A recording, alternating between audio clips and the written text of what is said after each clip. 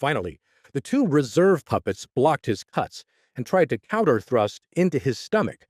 Nathan simply stepped aside and let the puppet's blades stab into the air where he'd previously stood. In two lightning-fast lunges, Nathan pierced through both remaining puppets' torsos. When all was said and done, Nathan stood on a pile of broken wood with his training sword at his side.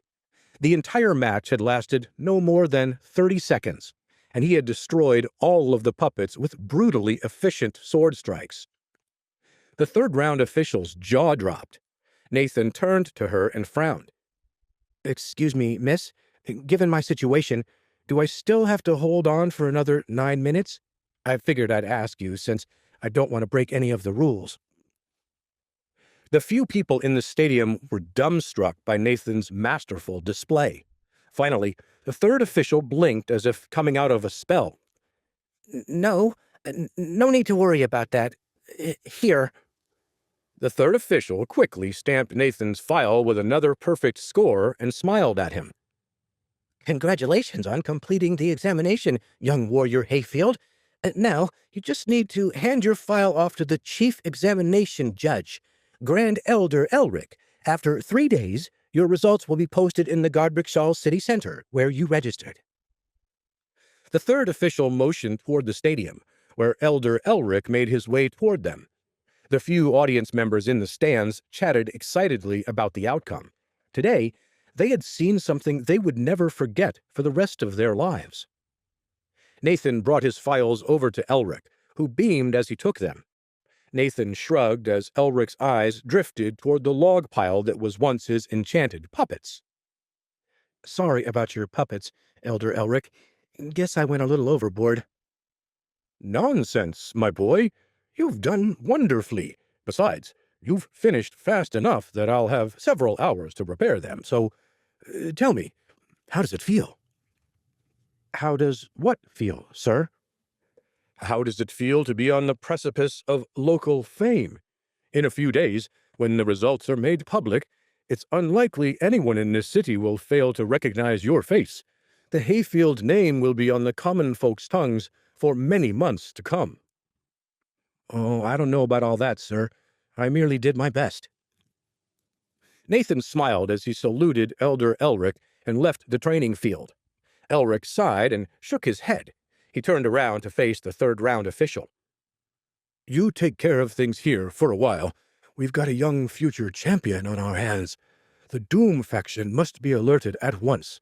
We must not lose such a bright talent."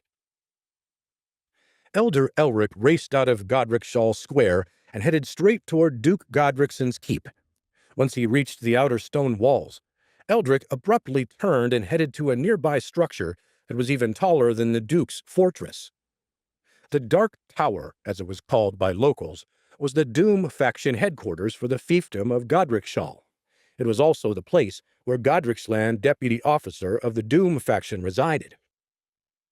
Elric's knuckles knocked against a small metal doorway, the only visible entrance into the massive tower. A small slit in the door opened up as a dark voice whispered out into the streets. "Swiftly state your purpose for calling on the Doom faction's door, or be gone." "It's Elder Elrich. Please, I have an urgent message for Deputy Officer Cain." "Regarding what?" "A young warrior by the name of Nathan Hayfield. Please, open up. He'll want to hear what I have to say." The slit in the door abruptly shut. Elrich sighed as he stood and waited, uncertain of what to do next. Slowly the door opened half an inch. A dark-gloved hand beckoned him from the shadows inside of the tower. "Come in quickly, before anyone sees you. There are many who would wish to spy on us these days." Elrich nodded and raced inside the tower as the metal door shut behind him. Elder Elrich had entered the dark tower.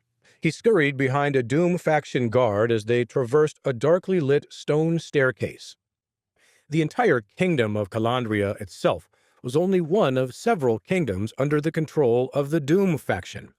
In general, rules dictated that Doom faction officials refrain from interfering in the petty squabbles of the lords of Calandria, and instead focus solely on international matters and other issues of great importance.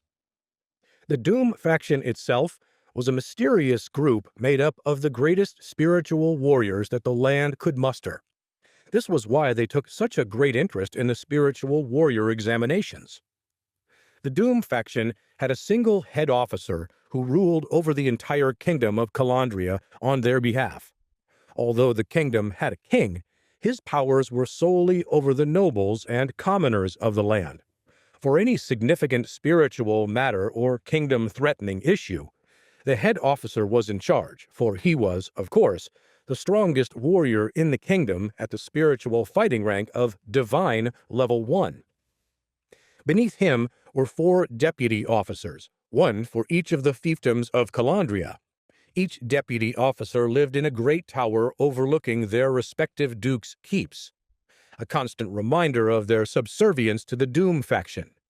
Each deputy would collect information on all pertinent matters in their fiefdom and send it along to the head officer. Finally, as Elder Elrich and the guard reached a landing, the guard motioned toward a black door at the end of the hall. "Knock first. Deputy Officer Cain is a busy man." Elder Elrich nodded as he passed the guard and went to the door. Timidly, he knocked. A voice called out to him from the other side of the door. "The spiritual fighting examination is not over yet, Elrich. What do you want to see me for?" Elrich cleared his throat. "Deputy Officer Cain, sir, I wish to report that a young man has already completed the exam. It is my opinion that he may, in fact, be a child prodigy. You may wish to scout him out and judge his talent before some other faction interferes." Suddenly, a gust of wind pushed open the door, and Elder Elrich was pulled into the room by it. Across the room, Deputy Officer Cain stood by an open window, contemplating the walls of Duke Godricson's keep.